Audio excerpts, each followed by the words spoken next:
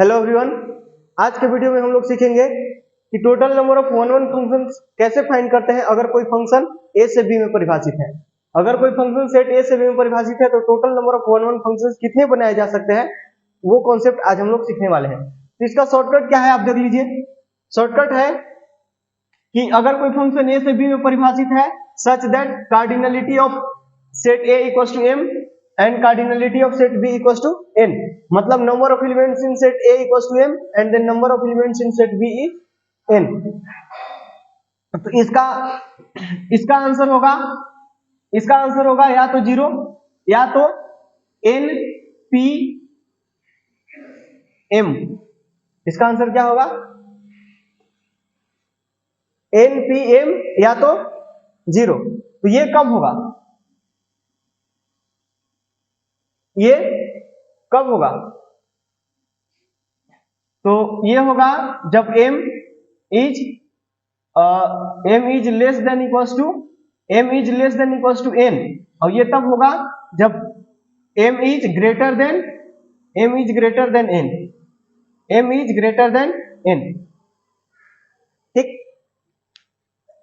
npm कब होगा? जब m मतलब cardinality of set A is less than the cardinality of n। अगर m और n दोनों बराबर या m उससे छोटा हो, m जो है n के बराबर या उससे छोटा हो, उसका आंसर npm आएगा। और जब m n से बड़ा हो तो उसका आंसर 0 आएगा। वन वन फंक्शन अगर नहीं जानते हैं तो सीख लीजिए थोड़ा सा, मैं बता देता हूं वन वन फंक्शन क्या होता है। अच्छा, वन वन फंक्शन का एक और नाम होता है that is injective function. One one function को हिंदी में एकाकी फलन बुलाते हैं। वन वन फंक्शन का हिंदी क्या होता है? एकाकी फलन। और उसका एक और नाम होता है which is injective function. Injective one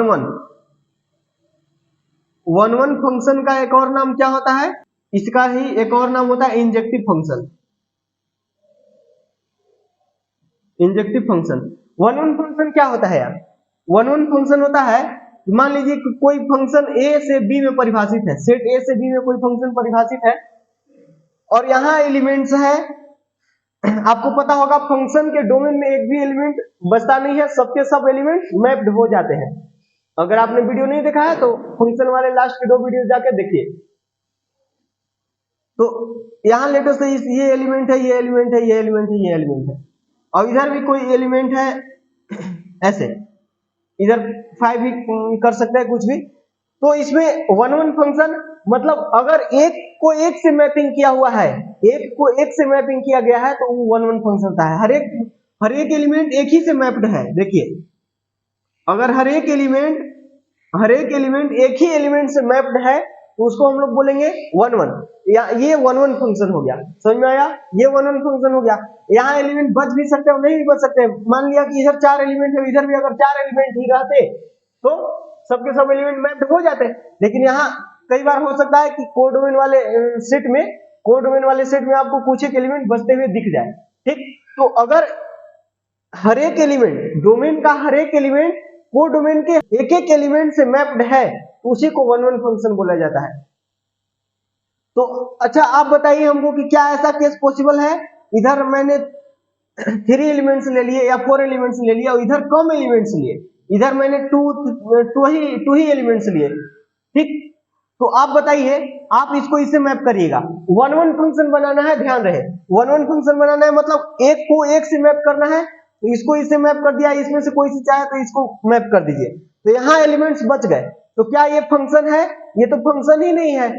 तो इसीलिए मैंने बोला कि ये ए है ना, कोई फंक्शन ए से बी में डिफाइंड है, मतलब यहाँ इसमें कितना नंबर ऑफ एलिमेंट्स मैंने माना है? m। यहाँ नंबर ऑफ एलिमेंट्स m है और यहाँ नंबर ऑफ एलिमेंट्स n है। ठीक, तो m जो है n से ज्यादा हो गया। m क्या है? m जो है n से ज्यादा हो गया। देख रहे हो आप, मैंने इस फंक्शन को कहां से कहां डिफाइन किया है? इस फंक्शन को a से b में डिफाइन किए हैं, a से b में डिफाइन किए हैं। और मैंने कहा है कि a की कार्डिनलिटी मतलब इसको में नंबर ऑफ एलिमेंट्स m है और इसको में नंबर ऑफ एलिमेंट्स n है। तो आप ध्यान से देखो, अगर यहाँ नंबर ऑफ एलिमेंट्स ज्यादा है, सेट A में नंबर ऑफ एलिमेंट्स ज्यादा है मतलब m ज्यादा है, और सेट बी में नंबर ऑफ एलिमेंट्स कम है मतलब n कम है। तो अगर m बड़ा हो जाएगा n से तो उस केस में कितने वन वन फंक्शन बनेंगे? एक भी नहीं, एक भी वन वन फंक्शन बनते हुए आपको नहीं दिखेंगे। ठीक, तो ये वन वन फंक्शन एक भी नहीं होगा। ये समझ में आ गया कि अगर डोमेन के सेट में, डोमेन वाले सेट में नंबर ऑफ एलिमेंट्स ज्यादा पड़ जाए वो डोमेन वाले सेट के एलिमेंट्स से, तो उस केस में एक भी वन वन फंक्शन आपको नहीं मिलने वाले हैं। ठीक, वन वन फंक्शन कब मिलेंगे? जब ये डोमेन वाले सेट के नंबर ऑफ एलिमेंट्स वो डोमेन वाले सेट के नंबर ऑफ एलिमेंट के बराबर या उससे कम हो। ठीक, तभी आपको वन वन फंक्शन मिलेंगे। और वो कितना मिलेंगे? वो मिलेंगे एनपीएम। एनपीएम, अब एनपीएम क्या बोला है? आप अगर परमुटेशन में कॉम्बिनेशन 11th क्लास में पढ़े हैं तो आपको पता होगा ये परमुटेशन होता है। ये आपको नहीं पता है तो आप लिख लीजिए एक बार, एनपीआर करके आप पढ़े होंगे।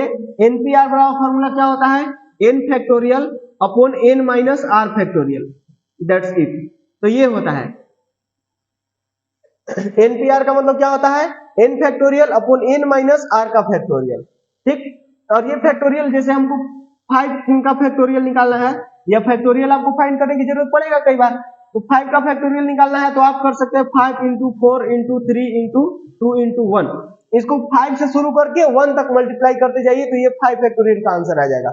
ठीक, जैसे मैं निकालना चाहता हूं 5p2, तो इसका आंसर कितना हो जाएगा? 5 factorial upon 5 minus 2 which is 3 factorial. इसको क्या मैं लिख दूं? 5 इंटू 4 इंटू 3 इंटू 2 इंटू 1, और इसको मैं क्या लिख दूं? 3 इंटू 2 इंटू 1। तो ये से ये गया तो आंसर आया 20।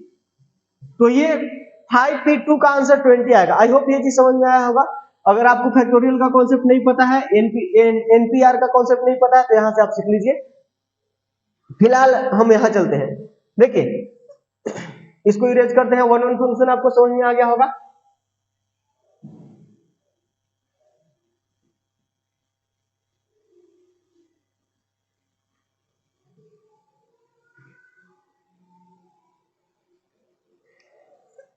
देखिए मैं एग्जांपल लेता हूं।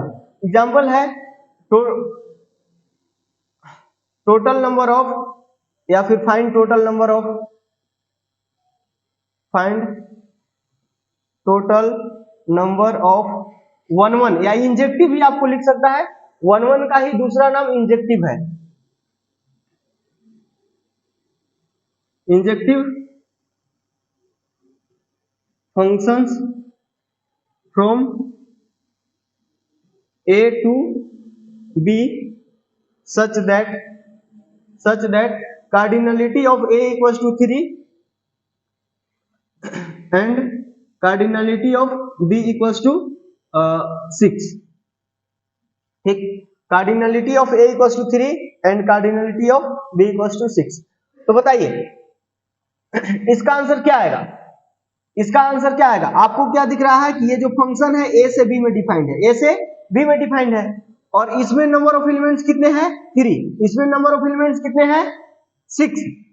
तो आपको यहां बताइए, यहां एक कार्डिनलिटी है, मतलब यहां कौन बड़ा है? ये देखिए m कौन होता है? A वाले एलिमेंट्स, और n क्या होता है? B वाले एलिमेंट्स, मतलब कोडोमेन के एलिमेंट्स n होता है। तो यहां बताइए ये कॉन्सेप्ट है कि ये m है, m बराबर 3 है और n बराबर 6 है, तो n बड़ा है तो ये वाला आंसर होगा। बताइए इसका आंसर कितना आ जाएगा? इस क्वेश्चन का आंसर कितना आ जाएगा बताइए हमको? npm, n क्या होता है ये? तो 6p3, मतलब 6 इंटू, आप ऐसा कर दीजिए, ये 6 शॉर्टकट क्या है? 6p3 है तो आप 3 बार बैक में चल जाइए, 6 5 4, दैट्स इट। यही आंसर आएगा आपका, यही आंसर आएगा। तो ये कितना हो जाएगा बताइए? आई थिंक 120 आएगा।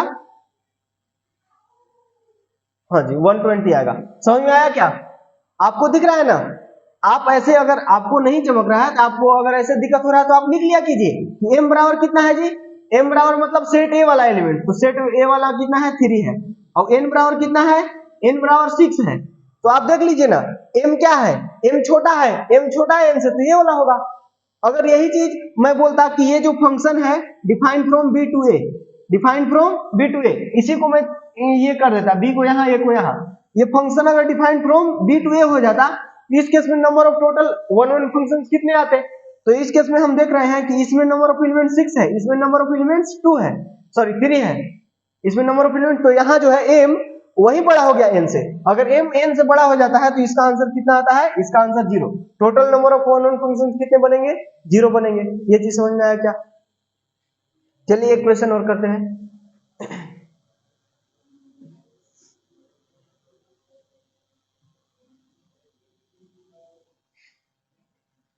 Find the total number of injective functions from set x to y such that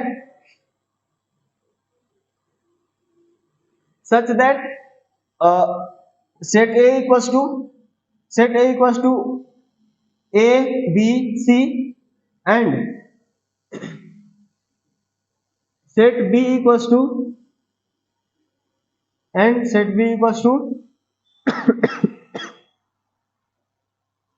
let's say 1 2 3 4 5 6 7। ये तो इसका आंसर कितना होगा? तो इसका आंसर आप देखिए ना, ये फंक्शन जो है, अच्छा x और y लिखे है मैंने, तो यहां भी x और y ही कर देता हूं, x और y। तो आप ध्यान से देखिए, ये फंक्शन जो है x से y में डिफाइंड है। इसमें नंबर ऑफ एलिमेंट्स कितने हैं? 1 2 3, इसकी कार्डिनलिटी 3 है और इसकी कार्डिनलिटी कितना है? 1 2 7, मतलब 7 है। मतलब m जो है n से छोटा है, तो इस केस में कितना आंसर आएगा? np m, मतलब 7p3। इसका आंसर कितना आ जाएगा? 7p3। मतलब आप ऐसे कर सकते हैं 7 मल्टीप्लाई बाई 6 मल्टीप्लाई बाई 5, ये 3 तक, यहाँ 7p3, तो 7 को पीछे 3 तक लेके चल जाइए, इसका आंसर जो भी आएगा वो हो जाएगा आपका फाइनल आंसर। अगर ये समझना है कि ये कैसे हम लोग इतना शॉर्ट में करते हैं, तो आप समझिए ना, ये देखिए, तो 7p3 को हम क्या लिख सकते हैं? 7 फैक्टोरियल अपॉन 7 माइनस 3, मतलब 4 फैक्टोरियल। तो आप ध्यान से देखिए, 7 को क्या मैं लिख सकता हूँ? 7 मल्टीप्लाई बाई 6 मल्टीप्लाई बाई 5 और मल्टीप्लाई बाई 4 3 2 1 करेंगे तो उसको 4 फैक्टोरियल लिख सकता हूँ क्या? और नीचे 4 फैक्टोरियल है, तो ये से कैंसिल हो गया, तो यही हो गया। समझ में आया? तो ये आपका फाइनल आंसर आएगा। आप जो भी कैलकुलेट करके आए, कितना आएगा कर लेते हैं हम भी। ये 6 5 जा 30 और 21, आई थिंक ये 210 आएगा, ठीक। अच्छा, लेटर से ये आपको ऐसे दे दिया, such that cardinality of x equals to 2 and cardinality of y is also 2। इस केस में कितना आंसर आएगा जी? इस केस में कितना आंसर आएगा बताइए? तो ये भी फंक्शन जो है x से y में डिफाइंड है, तो यहाँ भी 2 एलिमेंट्स, यहाँ भी 2 एलिमेंट्स, अब दोनों बराबर हो गया। इस केस में total number of one one function कितने बनेंगे? तो बताइए, यहाँ मैंने क्या बोला, ये इक्वल भी हो सकता है, m is equal to less than equal to, m जो है बराबर या छोटा हो सकता है। ये क्या है? m जो है n से बराबर या उससे छोटा हो सकता है, तो बराबर है इस केस में, तो इसका आंसर क्या आएगा? 2p2 और 2p2 का है तो 2 factorial upon 2 minus 2 0 factorial. 2 factorial का आंसर 2 into 1 और 0 फैक्टोरियल का 1 होता है, तो इसका आंसर 2 आएगा। समझ में आया? अगर ये नहीं पता है तो लिख लीजिए, इस बात को आप याद कर लीजिए कि 0 फैक्टोरियल का आंसर होता है 1, 1 फैक्टोरियल का भी आंसर होता है 1, 2 फैक्टोरियल का आंसर आप खुद से निकाल सकते हैं 2 is to 1 मतलब 2, और 3 फैक्टोरियल ये सब तो आप निकाल ही सकते हैं 3 is to 2 into 1 मतलब 6। इस तरह से आप निकाल सकते हैं फैक्टोरियल वाले आंसर। तो आई होप ये चीज आपको समझ में आया होगा। तो आज के लिए इतना ही। अगर वीडियो को लास्ट तक देखे हैं तो आपको सब कुछ समझ में आया होगा। कल के वीडियो में हम लाएंगे कि number of onto functions कैसे फाइंड आउट करते हैं। ये तो वन ऑन फंक्शंस के बारे में हो गया। अब ऑन टू फंक्शंस मतलब सर्जेक्टिव फंक्शंस को कैसे फाइंड आउट करते हैं अगर फंक्शन ए से बी में डिफाइंड है तब। चलिए मिलते हैं अगले वीडियो में।